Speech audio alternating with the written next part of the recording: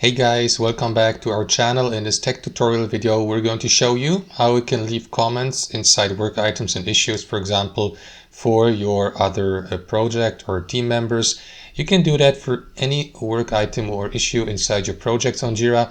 So let us dive right into it. Head over to your Jira site, access the project you would like to work on. So let me go with this one here. And let me select one of these views and go with the all work view. Where is it? There.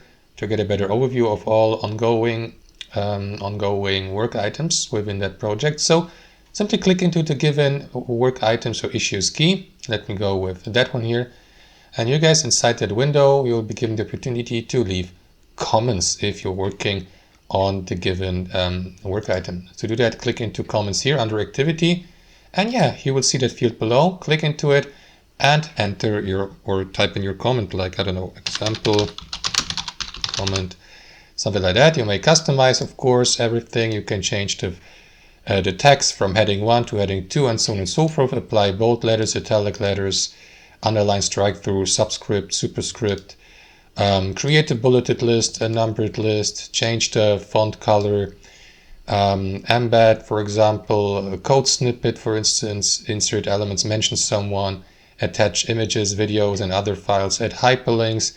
You can do all of that, guys, within your comments. Once you're ready, simply click into save here, and that is going to leave your comment. Now, other team members who are working on that or are inside and are part of your project, will also be given the opportunity to, for example, leave a thumbs up for your comment or react to it, or, for example, reply. So that's basically it. Of course, as the author of the given comment, you can also edit it anytime or delete it. And we just delete the text.